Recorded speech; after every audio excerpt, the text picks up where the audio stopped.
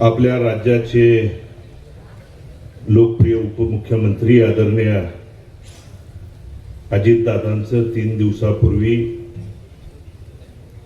दुःखद निधन झालं आणि राज्याचा पक्ष पार्टी गट तटाच्या पलीकडे जाऊन सर्वसामान्यांच्यासाठी काम करणारा नेता आपल्यातून त्या ठिकाणी निघून गेला। त्या नेत्याला आपल्या संपूर्ण मंगळवेढाकरांच्या वतीनं, कारण अजितदादा आणि मंगळवेढाचं नातं वर्षानुवर्षीचं त्या ठिकाणी होतं, त्या नेत्याला आपल्या संपूर्ण मंगळवेढाकरांच्या वतीनं मी भावपूर्ण श्रद्धांजली त्या ठिकाणी अर्पण करतो। आणि आज 3 दिवसाच्या राज्याच्या दुखट्याच्या नंतर आपल्या तालुक्यातल्या जिल्हा परिषद पंचायत समितीच्या निवडणुकीच्या प्रचाराचा शुभारंभ आणि उद्याच्या 7 तारखेच्या विजयाच्या संकल्प सोहळ्याच्या निमित्तानं मंचावर उपस्थित आपल्या सर्वांचे मार्गदर्शक आदरणीय डोबळे सर, आदरणीय ठेंगील मामा, आदरणीय तानाजीभाऊ खरात, सुरेशजी कोळेकर, रोकडे मामा, मंचावर उपस्थित राजेंद्रजी पाटील, भारतजी बेदरे, भारतजी पाटील, दामाजी सहकारी साखर कारखान्याचे सर्व सन्माननीय संचालक, या तालुक्यातील विविध संस्थांचे पदाधिकारी आणि आपल्या या परिवारातले जिल्हा परिषद आणि पंचायत समितीचे उद्याच्या 7 तारखेला निवडणुकीला आपले आशीर्वाद मागण्यासाठी सर्व उपस्थित असलेले उमेदवार, या तालुक्यातून स्वाभिमान आपला आशीर्वाद त्या ठिकाणी देण्यासाठी आलेले सर्व वडीलधारी ज्येष्ठ नागरिक, माता भगिनी, उपस्थित पत्रकार बंधू आणि उपस्थित तरुण सहकारी मित्रांनो, जिल्हा परिषद आणि पंचायत समितीची निवडणूक 9 वर्षानंतर बंधून त्या ठिकाणी सुरू आहे आणि या 9 वर्षाच्या कामाचा लेखाजोखा मांडण्याचा अधिकार पहिल्यांदा खरं तर पुढच्या त्या ठिकाणी विरोधी गटाकडे आणि ज्या पंचायत समितीमध्ये 5 वर्ष तुम्ही काम केलं, 2021 पासून पोटनिवडणुकीपासून या भागाचं प्रतिनिधित्व तुम्ही करताय। 4 वर्ष प्रशासक काळात जिल्हा परिषदचा प्रत्येक निधी लोकप्रतिनिधी म्हणून तुम्ही त्या ठिकाणी देता। मग या तालुक्यातल्या प्रत्येक भागाच्या विकासाच्या बाबतीत तुम्ही त्या ठिकाणी बोलायला पाहिजे होतं।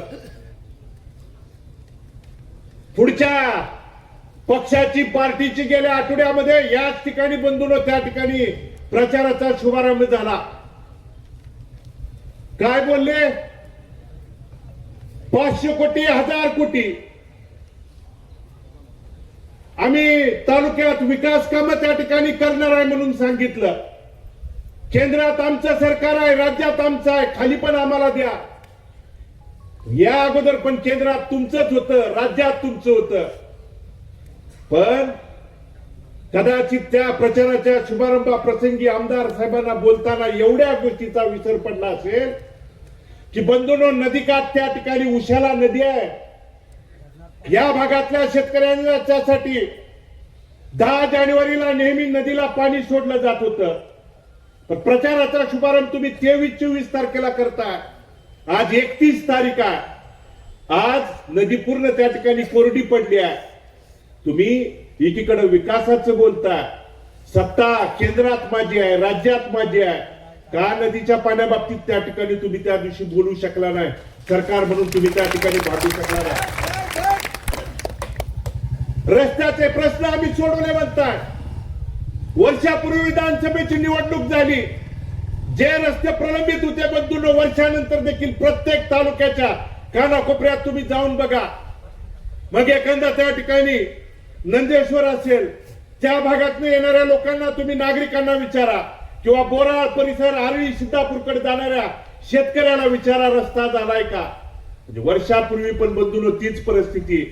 आणि मग तुम्हाला केंद्रात तुमचं सरकार आहे, राज्यात तुमचा, तर मग तुम्ही का हा प्रश्न सोडवू शकला नाही. त्या ठिकाणी तुम्हाला सांगायला त्या दिवशी खरं अर्थ त्या ठिकाणी गरज होती. आमदार साहेबांनी पंचायत समिती झडपीच्या जनजीवनला जल जीवन जी योजना आहे बंधून तालुक्यामध्ये किती गावांना त्या ठिकाणी तुम्ही पेपरच्या कात्रनं काढून बघा, मी तुम्हाला दाखवू शकतो. कोट्यावधी रुपयाचे आकडे त्या ठिकाणी सांगितले. या भागातल्या तालुक्यातल्या किती गावाला तुम्ही त्या ठिकाणी पाणी दिलं हे तुम्ही त्या दिवशी प्रचाराच्या शुभारंभाप्रसंगी सांगायला पाहिजे होतं. सांगण्यासारखं बंधून त्या ठिकाणी काहीच नाही. घरकुलाचं 50,000चं अनुदान सरकार म्हणून तुम्ही जाहीर केलं. तालुक्यातल्या किती शेतकऱ्याला त्याचा लाभ झाला हे तुम्ही त्या दिवशी सांगायला पाहिजे होतं, पण तुम्ही ते सांगू शकत नव्हता. घरकुलाचं असेल, कारण 5 ब्रासची वाळूची घोषणा कुठल्या सरकारनं केली होती बंधून? 5 ब्रास त्या ठिकाणी किती तालुक्यातल्या लोकांना नागरिकांना घरकुलासाठी 5 ब्रास वाळू मिळाली. तपासून बघा आणि मगच उद्याच्या 7 तारखेला मतदान करा. मग का तुम्हाला सत्ता कशासाठी पाहिजे त्या ठिकाणी? तुम्ही सरकार तुमचं आहे म्हणून एकीकडे सांगताय, घरकुलांना उपलब्ध जागा त्या ठिकाणी देऊ शकला नाही, निधी देऊ शकला नाही, 50,000च्या अनुदानाच्या बाबतीत तुम्ही त्या ठिकाणी बोलू शकला नाही. पंचायत समितीची सत्ता बंधून त्यांच्याकडेच आहे. मनरेगाची विहीरची जी योजना आहे बंधूनो, त्या विहिरीसाठी 5 लाखाचा लाभ मिळतो. एक त्या ठिकाणी कुणाच्या तरी तक्रारीवरून गेल्या 1.5 ते 2 वर्ष झालं बंधून आपल्या तालुक्यातल्या पंचायत समितीच्या माध्यमातून जे विहिरी मंजूर झालेल्या आहेत त्याची कामं ठप्प आहेत, बंद आहेत. का आमदार म्हणून तुम्ही त्या ठिकाणी भांडला नाही, बोलला नाही? मग तुम्ही त्या शुभारंभाप्रसंगी हे तालुक्याला त्या ठिकाणी सांगायला पाहिजे होतं, पण तुम्ही सांगू शकला नाही बंधून. आणि मग त्या विहिरीच्यासाठी बंधून 310 रुपयाला मजूर म्हणून त्या ठिकाणी आहे. मला सांगा, जगाच्या पाठीवरती विहिरीमध्ये काम करायला 310 रुपयाला कोणता मजूर येतोय? आणि विहिरीमध्ये विदाउट जेसीबी त्या ठिकाणी काम करायचं नाही म्हणून ही जी सरकारची योजना काढली, का तुम्ही सरकारला त्या ठिकाणी भांडू शकला नाही, बोलू शकला नाही? फक्त निवडणुकीपुरतं सरकार केंद्रात माझा आहे, राज्यात आमचा आहे आणि आम्हाला द्या म्हणून जर तुम्ही सांगत असाल आणि लोकांची दिशाभूल करत असाल तर आपल्याला त्या ठिकाणी उद्याच्या 7 तारखेला बंधून जागृतीनं मतदान करणं काळाची गरज आहे. काय आपल्या पंचायत समितीच्या आरोग्याच्या विभागाची गोष्ट आहे. तालुक्यातले आरोग्य केंद्र एकीकडे वाढती लोकसंख्या, कुठल्याही आरोग्य केंद्रात जावा औषधोपचार त्या ठिकाणी मिळत नाहीत. त्या कर्मचाऱ्यांची त्या ठिकाणी कमतरता असल्यामुळं कोणी सर्वसामान्य नागरिकांना त्या आरोग्य केंद्रामध्ये कोणी भेटत नाही, डॉक्टर उपलब्ध नाहीत, गेलं तर त्यांची त्या ठिकाणी तपासणी होत नाही.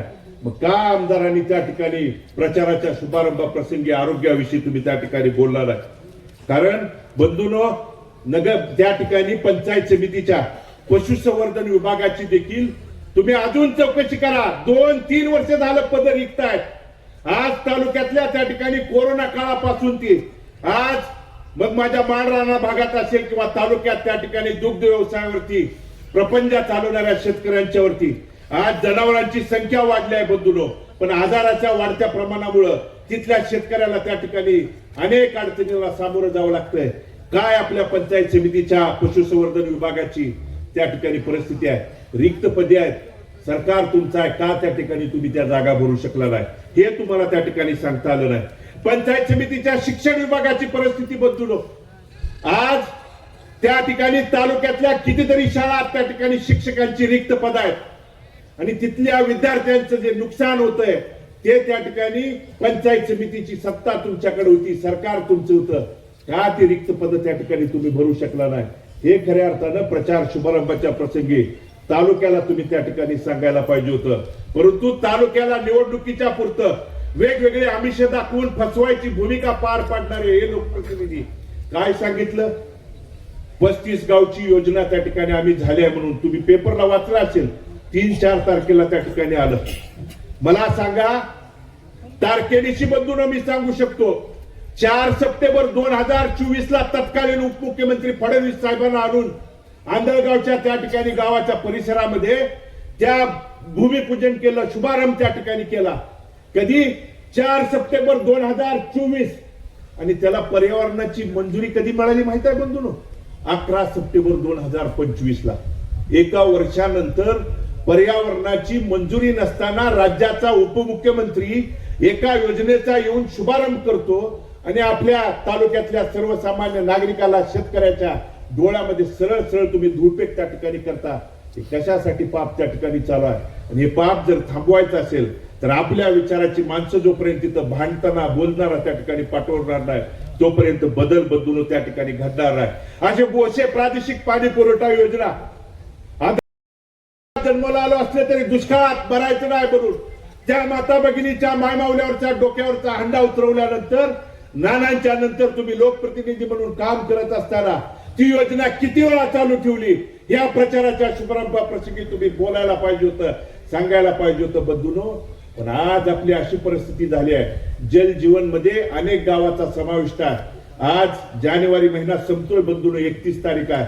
फेब्रुवारी नंतर अनेक गावाला पाण्याची टंचाई त्या ठिकाणी भेडसावणार आहे. पण राज्यातल्या सरकारचा निर्णय आहे, ज्या गावात जल जीवनची योजना मंजूर झाली आहे तिथं तुम्हाला भविष्यात टँकर देखील त्या ठिकाणी मिळणार नाही. ही परिस्थिती जर बदलायची असेल बंधूंनो, तर चुकीची माणसं त्या ठिकाणी जी दिशाभूल करायला पसरवत आहेत ना, ती भूमिका बदलणारी माणसं बंधूंनो उद्याच्या काळात त्या ठिकाणी, उद्याच्या 7 तारखेला त्या ठिकाणी आहे. यांनी काय केलं? 4 वर्षाच्या काळात झेडपीमध्ये मग समाज कल्याणचा, दलित वस्तीचा निधी, जनसुविधा असेल, 25-15चा असेल, 30-54चा निधी त्या ठिकाणी अडवायची भूमिका त्या ठिकाणी करण्याची भूमिका केली. आणि काय सांगितलं त्या गावातल्या प्रमुखांना, सरपंचांना? माझ्याकडे ये, प्रवेश कर, मगच त्या ठिकाणी निधी देतो. बंधूंनो, महामानव डॉक्टर बाबासाहेब आंबेडकरांनी संविधानातून दिलेली ही जी योजना त्या ठिकाणी, जी आपल्याला त्या ठिकाणी घटनेतून दिलेला अधिकार आहे, दंडेलशाही, हुकुमशाही प्रवृत्तीला आळा कधीच या तालुक्यानं त्या ठिकाणी घातला नाही. आणि मुळात लोकांच्या, सर्वसामान्यांचे प्रश्न तुम्ही त्या ठिकाणी बोलायला पाहिजे होता. आमदार साहेब काय बोलले हो? आमदार साहेबांनी आदरणीय सरांच्यावरती, ढोबळे सरांच्यावरती टीका केली. एवढ्यावर भागले नाहीत. आमदार साहेबांनी माझ्या 11 वर्षाच्या मुलावर टीका केली. किती वर्षाचा आहे तो? 11 वर्षाचा. आणि 11 वर्षाचं पोरग दंड थोपटतोय म्हणजे आम्ही काय मेलेल्या आईचं दूध पेलो नाही, जशाच तसं उत्तर देऊ 11 वर्षाच्या मुलाला? काय तुमची क्यू येते, बुद्धिमत्तेची क्यू? अरे 11 वर्षाच्या मुलाला जर तुम्ही त्या ठिकाणी अशा पद्धतीचं बोलत असाल तर संविधानिक पदावरती तुम्ही त्या ठिकाणी बसला. पण त्या 11 वर्षाच्या पोराचा आजोबा वारल्यानंतर, ज्यावेळी पोटनिवडणूक झाली आणि पोटनिवडणुकीत जिंकल्यानंतर तुम्ही दंड थोपटताना तुम्ही कुठल्या आईचं दूध प्याला होता ते देखील अरे 11 वर्षाच्या पोराला दाखवायच्या आधी त्याचा बाप इथं त्या ठिकाणी जिवंत आहे. बोलण्याची भाषा, तमा त्या ठिकाणी तालुक्याला तुम्ही सांगितली पाहिजे. तुमच्या बुद्धिमत्तेची कीव येते. लोकांच्यासाठी तुम्ही, ज्या लोकांनी तुम्हाला निवडून दिलंय त्यांच्यासाठी काय करणार आहे हे तुम्ही सांगायला पाहिजे होतं. पण 11 वर्षाच्या पोराला दाखवतो म्हणणारे आमदार पहिल्यांदाच या महाराष्ट्रात मी बघतोय. 11 वर्षाचा आहे तो, 11 वर्षाचा, लहान, 5वीला शिकतोय. ही तुमची बुद्धिमत्तेची त्या ठिकाणी कीव येते बंधूंनो. आणि म्हणून मला आपल्याला आवर्जून आपल्याला या ठिकाणी सांगायचं की हे जे आपल्या विचाराचे उमेदवार आहेत, दामाजी नगर त्या ठिकाणी जिल्हा परिषद गटातून महावीरप्पा शिवाजीराव ठेंगील आपल्या जिल्हा परिषदेचे उमेदवार आहेत. त्यांचे चिन्ह आहे रिक्षा. आणि पंचायत समितीचे जयश्रीताई मारुती शिंदे, त्यांचं चिन्ह आहे रिक्षा. आणि त्या ठिकाणी सारिकाताई गणपती दसाडे यांचं चिन्ह आहे बॅट. आपण व्यवस्थितपणे त्या ठिकाणी आपल्या एका गावाला त्या ठिकाणी 2 मताचा अधिकार प्रत्येकाला असणार आहे. जिल्हा परिषदेचा आणि पंचायत समितीचा व्यवस्थितपणे कोण दिशाभूल करत असेल, आपल्या मतभेद त्या ठिकाणी पसरवत असेल तर ते दूर सारून बंधूंनो. कारण मनात आणलं माझ्यावरती टीका टिप्पणी जरूर करू द्या, मी खंबीर आहे. एकच कॅसेट आहे त्यांच्याकडे, काय? नॉट रिचेबल आहे, नॉट रिचेबल आहे. 21ला तेच बोलले, हे संपलेत, भालके संपलेत म्हणले. 1,05,617 मायबाप जनतेने आशीर्वाद दिला. भालके संपले म्हणणाऱ्याला 2024ला 1,16,717 मतदार बंधू भगिनीने आशीर्वाद दिला. भालके तुमच्या बापाला संपत नाहीत. कारण भारत भालकीने कधी दंडेलशाही, हुकुमशाही, कधी त्या ठिकाणी त्रास देण्याची, तालुक्यात कुणीही सांगावं, राजकीय मतभेद असतील, पार्टी गट तटाच्या पलीकडे तालुक्यातल्या एकाही नागरिकांनी, गावच्या सरपंचांनी किंवा त्या काळात काम केलेल्या कुठल्याही तरुणांनी सांगावं की भारत नानाच्या माध्यमातून मला त्या ठिकाणी त्रास झालाय, कधी त्या ठिकाणी माझ्या पार्टीत प्रवेश कर मगच निधी देतो, अशा पद्धतीची भूमिका जर कुणीही सिद्ध करून दाखवली तर म्हणेल ती भूमिका त्या ठिकाणी ऐकण्याची आहे. कारण भारत नानांचं राजकारण त्या आपल्या शेतकऱ्यांच्या प्रेमाच्या वरती, विश्वासाच्या जोरावरती त्या ठिकाणी होतं. आणि तोच विचार बदलून इथून पुढच्या काळात घेऊन जाण्यासाठी माझ्यावरती त्या ठिकाणी आरोप प्रत्यारोप करतायत. मी जर नॉट रिचेबल असतो तर मंगळवेढची नगरपालिका तुमच्या ताब्यातून कशी काढून दिली? मी माझं कुटुंब नॉट रिचेबल असतं तर पंढरपूर शहरामध्ये महाराष्ट्रातल्या 3 नंबरने त्या ठिकाणी निवडून देण्याची भूमिका तिथल्या मायबाप जनतेने त्या ठिकाणी पार पाडलं. कारण हे विश्वासाचं, प्रेमाचं, जीवाबंधनाचं, ऋणानुबंधनाचं नातं इथल्या मायबाप जनतेचं आणि भालके कुटुंबाचं आहे. त्यामुळे तुम्ही कुणीही त्या ठिकाणी आरोप प्रत्यारोप केला तर आरोप प्रत्यारोपाला बळी न पडता भोसे जिल्हा परिषद गटातून बसवराजजी रामगोंडा पाटील यांचं चिन्ह आहे रिक्षा, आणि प्रवीण ज्ञानोबा मेटकरी यांचं चिन्ह आहे हात, त्या ठिकाणी सुरेशजी ईश्वर कांबळे यांचं चिन्ह आहे रिक्षा, हुलजंती जिल्हा परिषद गटातून सौभाग्यवती जयश्रीताई महेश माने यांचं चिन्ह आहे घड्याळ, सौभाग्यवती उन्नतीताई सुरेश पवार ताईंचं चिन्ह आहे घड्याळ, आणि महादेव पंडितजी पिटरगी यांचं चिन्ह आहे रिक्षा, आणि आपल्या लक्ष्मी दैवडी गटातून आदरणीय सौभाग्यवती कोमलताई डोबळेंचं चिन्ह आहे घड्याळ, त्याचबरोबर काकासाहेब मोहनराव मोरेंचं चिन्ह आहे रिक्षा. आणि आणखी एका गणातली तुमच्या पुढे 2-3 दिवसापूर्वी बातमी आली असेल, अमुक अमक्याने त्या ठिकाणी त्याला पाठिंबा दिला. कारण सरकार तुमच्या विकासावरती बोलायला पाहिजे होतं, पण दंडेलशाही आणि त्या ठिकाणी दबावाचं राजकारण करत असेल. आणि त्या लेंडवेला देखील माझं सांगणं आहे, 2009 पासून तुम्ही प्रामाणिक होता आणि प्रामाणिकपणाला न्याय द्यायची भारत नानांची शिकवण आहे म्हणून तुम्हाला त्या ठिकाणी तिकीट दिलं होतं. आणि तुम्ही कुणाच्या तरी सांगण्यावरून, दबावावरून जर बळी पडत असाल तर लेंडवेला देखील माझं आव्हान आणि तुमच्या माध्यमातून, पत्रकार बांधवाच्या माध्यमातून विनंती आहे, तुम्हाला 1 दिवसाचा कालावधी आहे.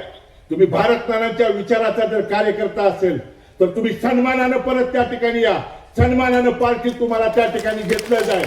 पण जर त्या ठिकाणी पुळचाटपणा केला तर तिथली मायबाप जनता त्या गावापासून सगळ्याला त्या ठिकाणी न्यायाची भूमिका दाखवून देईल. कारण एकदा विश्वासानं समोर गेल्यानंतर कुणीही कधी त्या ठिकाणी त्याच्यामध्ये वेगळी भूमिका घ्यायची नाही. भारत नानांच्या आमच्यावरती शिकवण आणि संस्कार आहेत बंधूंनो. आणि म्हणून मला त्या राजेंद्र लेंडवेला देखील आवाहन करायचं आहे की ज्या भूमिकेतनं आम्ही तुमच्या पाठीमागे उभा राहिलोय, आणि या बाबतीत देखील तुम्हाला मला सांगायचं आहे की त्यांनी असली कट कारस्थान ज्यावेळी केली, कारखान्याच्या वेळी एक बिनविरोध केलं, 3,000 तुम्ही त्यांना पाडलं का नाही? नगरपालिकेला एक बिनविरोध केलं, त्या ठिकाणी तुम्हीच तिथलीच मायबाप जनतेने पाडलं ना. म्हणून ते प्रकार तुम्ही करू नका. आणि तो तसा प्रकार झालाच तर तो आपल्यासाठी शुभ शकून आहे, एवढं देखील मी तुम्हाला त्या ठिकाणी सांगतो. आणि उद्याच्या 7 तारखेला, 5 तारखेला मतदान होतं, पण आपल्या राज्यावरच्या या 3 दिवसाच्या दुकोट्यामुळं हे मतदान 5 तारखेचं 7 तारखेला त्या ठिकाणी गेलेलं आहे. बंधूंनो, आपण आपल्या वडीलधारी असतील, माता भगिनी, तरुण सहकाऱ्यांना हे चिन्ह पोहोचवून, घराघरापर्यंत पोहोचवून त्या ठिकाणी आपली भूमिका सांगायची आहे. आणि अशक्य त्या ठिकाणी काहीच नाही. आपण नगरपालिकेच्या इलेक्शनच्या अगोदर 1 महिना हेच आमदार असतील, लोकप्रतिनिधी सांगत होते, बिनविरोधाची भाषा त्या ठिकाणी करत होते. पण मायबाप जनतेने निवडणूक हातात घेतल्यानंतर ती हातात न ठेवता ती विजयात कशी रूपांतर करू शकते हे नगरपालिकेला दोन्ही त्या ठिकाणी पंढरपूर आणि मंगळवेढ्यानं दाखवून दिलेले आहे. तीच भूमिका उद्याच्या जिल्हा परिषद आणि पंचायत समितीच्या माध्यमातून घ्यायचा. तुम्ही फक्त बंधूंनो उमेदवाराची तुलना करा. हे आमदार साहेब सांगतायत ना, मी एवढी हजारो कोटीची विकास कामं केली. हजारो कोटीची विकास कामं केली असतील तर किती उमेदवार बाहेरून आणले? तू दहिवडीत कुठनं आणले? इकडून. भोशात कुठनं नेले? इकडून. त्या ठिकाणी 3 वर्ष आमच्या बोटाला हाताला धरून घर ना घर दार दाखवलेला अचानक त्या ठिकाणी कधी कुणी घेतला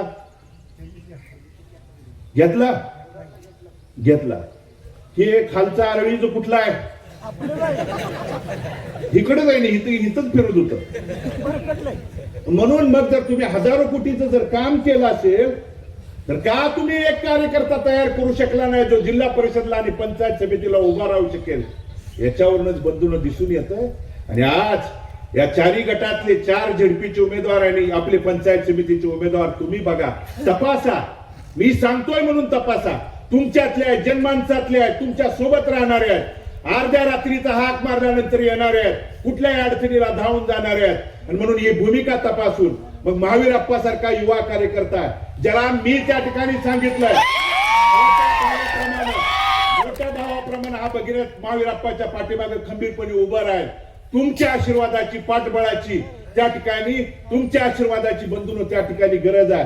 आणि ती उद्याच्या 7 तारखेला दिल्यानंतर आपल्या विचाराचा स्वाभिमान जिवंत ठेवण्यासाठी जी बंधून ही निवडणूक आहे आणि ती निवडणूक पार पाडण्यासाठी कुणाच्या दबावाला आमिषाला त्या ठिकाणी बळी पडू देऊ नका. अजून बरंच येणार आहे. थोड्या वेळापूर्वी कळलं भोसे गटात उद्या पालकमंत्री येणार आहेत. बरोबर ना? मुख्यमंत्री पण येतील. ह्यांच्या मुलाखती घ्यायला पालकमंत्री येते. यांची एवढी ह्यांच्यावर वेळ आली आहे बघून. ह्यांच्या हातात काही राहिलं नाही. वरनं चिठ्ठी येते, ही खाली मान घालते पण पुढे जाते आणि आपल्याच लोकात येऊन त्या ठिकाणी फक्त हजारो कोटी 500 कोटी झालं. कुठला रस्ता दाखवून द्या, या कुठल्याही भागात जावा. आणि मग का त्या ठिकाणी लोकांची दिशाभूल त्या ठिकाणी करता? आज वर्षानंतर तिथली जर तुमची पर्यावरणाची मंजुरी न मिळता राज्याचे उपमुख्यमंत्री येऊन उद्घाटन करत असतील तर का आमच्या जखमीवरती त्या ठिकाणी मीठ चोळता? जिल्हा परिषद पंचायत समितीची 5 तारखेला आचारसंहिता लागणार आहे म्हणल्यावर 2 तारखेला तिथं तुम्ही पाण्याची काय काढले ना ते पाईपा तयार करायची फॅक्टरी कुणाची? ह्यांची स्वतःचीच. तालुक्यातले लोक बोलवले आणि आज शुभारंभ झाला पाण्याच्या त्या ठिकाणी. आणि कशासाठी? तुम्ही एक तर ज्या भारत नानांनी त्या ठिकाणी कागदावर नसणारं पाणी शेवटच्या श्वासापर्यंत प्रयत्न करून कागदावर आणलं, त्यांची इच्छा होती बंधूनो की मी त्या ठिकाणी हयात असेपर्यंत त्या लोकांच्यासाठी झगडणार.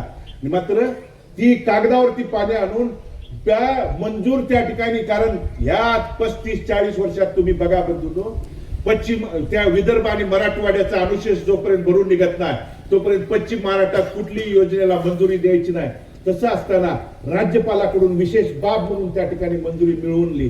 आणि त्यानंतर तुम्ही जर हे त्या ठिकाणी निवडणुका डोळ्यासमोर ठेवून वेगवेगळं राजकारण करत असाल, तुम्हीच बघितलंय तालुक्यात 1.5 वर्षापूर्वी मंजूर झालं म्हणून सिद्धीवाडीपासून हार तुरे फुलं त्या ठिकाणी तुम्हीच मंजुरी घेताय, तुम्हीच सांगताय. पर्यावरणाची मंजुरी देखील वर्षानं तुम्हीच त्या ठिकाणी करताय. दिशाभूल आणि अफवा पसरवून आमच्या इथल्या शेतकऱ्यांच्या ज्या त्या ठिकाणी विचारावरती, मनावरती, त्यांच्या जिद्दीवरती, त्या जखमीवरती मीठ चोळण्याचे काम आणि पाप तुम्ही करत असाल तर इथला शेतकरी त्या ठिकाणी इतकाही वेळा म्हणून तुम्ही जर समजत असाल तर नाही. उद्याच्या 7 तारखेला बंधूनो आपल्या एकजुटीनं न्यायाची भूमिका देण्याची भूमिका आपण पार पाडावी ही ती कळकळीची विनंती इथल्या सगळ्यांना त्या ठिकाणी करतो. आणि मी जे उमेदवार 4 गटातले त्या ठिकाणी सांगितलेले आहेत, रिक्षा चिन्ह असेल, बॅट असेल, घड्याळ असेल आणि हाताचं चिन्ह त्या ठिकाणी आपण बघून जबाबदारीनं त्या गावातल्या वडीलधारे असतील माता भगिनीच्या पर्यंत पोहोचून आपण उद्याच्या 7 तारखेला मतदान रूपे आशीर्वाद द्यावा ही विनंती या निमित्तानं करतो. आणि मी आपल्या सर्वांचं मनापासून अंतकरणापासून आभार व्यक्त करून मी माझं मनोगत थांबवतो. धन्यवाद. जय हिंद, जय महाराष्ट्र.